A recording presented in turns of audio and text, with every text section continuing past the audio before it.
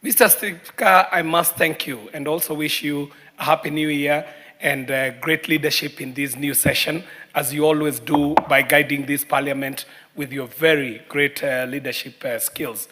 Mr. Speaker, I also take this opportunity to congratulate and thank the county MP for Kirinyaga for coming up with this very crucial bill that is extremely timely at a time when country is considering its health care and healthcare legislation. I want to thank Honorable Njeri Maina, who is also in a way my county MP, let me say my in-laws county MP, and must thank her for such amazing legislative work in the House. And this is what Honorable Njeri, you are elected to do in this House. Mr. Speaker, this amendment is seeking to amend the Health Act Cap 241 of the laws of Kenya so that it is able to provide for access to emergency treatment and healthcare services prior to the payment of prospective medical costs by users. And Honorable Speaker, why this becomes an important piece of legislation is because we know that we are losing lives uncountable when Kenyans are not able to access emergency healthcare or healthcare at whatever level because of the requirements for payment ahead of medical care. Mr. Speaker, this becomes a critical concern for us who are in legislation, and especially at this time when we are very careful about what we are doing in the space of the medical services, up to and including the new legislation that this House has passed that has enabled for a new regime of management of healthcare in this country, up to and including the changes that we are making as a House in regard to how health is covered, even in its payment and insurance, which has been a journey that this 13th Parliament has walked. And so what the Honorable Njeri Maina brings to the House is not only timely, but very critical, very useful, not only to the people that she represents, the people of Kirinyaga, but also to the country of Kenya. I must also congratulate her for very ably moving these, and we can see that her training as a legal profession does bring some good value to this House. Mr. Speaker, my attention is drawn to her recommendation on the amendment of Section 2 of Cap 241, where, in part, she is seeking to amend this section by deleting the definition of emergency treatment and substituting it, therefore, for the following new definition, that emergency medical treatment means the necessary initial or immediate medical care that is administered to a critically ill or injured person to avert or prevent death, disability, unnecessary morbidity, or worsening of a medical situation. Mr. Speaker, the case of a known musician in the name of Betty Bayo has been brought up in this debate this afternoon. And Mr. Speaker, this is where legislation becomes a matter of life and death. That if these amendments that Honorable Njeri Maina is pushing today, chances are that we probably would be having this great and celebrated daughter of Kenya still alive if we had been able to have passed these ahead of the tragedy that occasioned the death of this amazing daughter of our country. Mr. Speaker, I want to support fully the proposal that Honorable Njeri Maina is making in this amendment of Section 2 of our Health Act.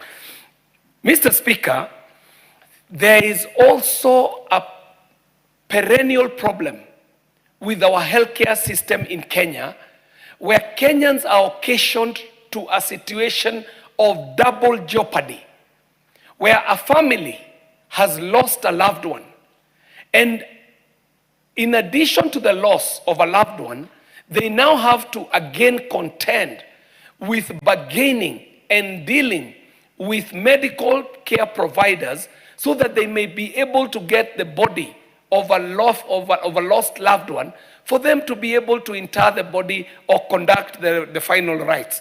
And Mr. Speaker, in these amendments that the Honorable Njeri Maina is proposing, I do see that she is proposing for us to make it an offense for public health care facilities to detain the body of a deceased person as a means of enforcing settlement of outstanding medical bills. Mr. Speaker, if this was the only amendment that she was proposing, I would have supported the bill totally. But I want to say that even the additional amendments that she's proposing are so useful. And in essence, Mr. Speaker, we have seen situations where families in their state of mourning are occasioned to a double jeopardy of again having to deal with financial offices in hospitals, Mr. Speaker, and the tragedy of it, as has been revealed with the enforcement of the new SHA regulations and laws that this House has passed, Mr. Speaker, we have been able to see the most amazing, and amazing here not in a spectacular way, in a saddening way, the most spectacular offenses in medical service providing institutions, where, Mr. Speaker, out of the SHA journey that we have walked so far, we are realizing that there are institutions that pretend to be offering medical services that have in their staff component more accountants than they even have medical practitioners. That there is an institution that will have employed 50 financial officers, whereas they only have 3 or 4 medical doctors and a handful of nurses, Mr. Speaker. Meaning that this is not even a medical providing institution, it is actually a financial institution. And as such, Mr. Speaker, we end up coming into the problems that we see where the monies are put ahead or in front of, or given more value to life or even the feelings of families that are mourning, Mr. Speaker. Mr. Speaker, I do see a proposal that is here proposing that we should be able to resolve the problem of patients or their relatives having to pay medical fees prior to admission and treatment. Mr. Speaker, this is critical. The emergency unit of any hospital should live up to just that word, emergency unit. That, Mr. Speaker, before the admission of any patient, any processing that should happen should be the vitals, the medical vitals that are undertaken for the patient to be admitted. But, Mr. Speaker, today, in most of our medical institutions, we realize that instead of us having to go for the vitals of the patient, we go to seek for their ability to pay medical bills that cannot even be accounted for because this patient has not even received any medical assistance. So how are you able to weigh what it shall cost for this patient to be treated? Finally, Mr. Speaker, I do see a proposal here by the Honorable Njeri Maina that is seeking to better how we handle the release of bodies, Mr. Speaker, which in itself is a critical thing that speaks even to our traditions and our being as a people. And Mr. Speaker, it must be said at this point that medical institutions today have borrowed so heavily from financial institutions that they have even borrowed from our being as Africans, Mr. Speaker. That the African did have traditional doctors. They had a way of taking care of their sick. And Mr. Speaker, they were so careful that even what was given to that person who takes care of the patient was not a payment. It was actually an agreement that was made to appreciate the practitioner. However, today, a hospital is not any different from a bank.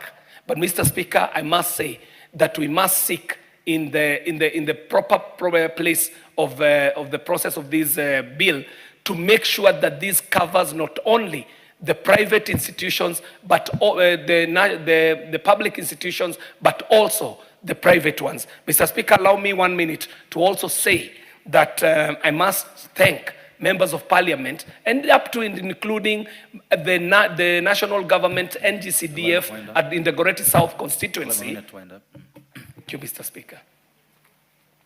Mr. Speaker, I thank you. I was seeking this 1 minute to thank the members of parliament who were able to pass the laws that gave life to a new regime of management of health services and the payments of it, and also thank constituency development committees, up to and including the Dagoretti South NGCDF committee, who have been able to onboard very needy and most indigent cases of constituents who deserve cover under the share arrangement. And in the Dagoretti South, I did see that the committee was able to onboard almost 1,190 constituents who are now under the cover. And I do understand that these are the most indigent and the most needy. Honorable Njeri, this is a good piece of legislation. We shall support you. Thank you very much, Mr. Speaker. Thank you. The Honorable Betty Sadagala, and thank you for your patience.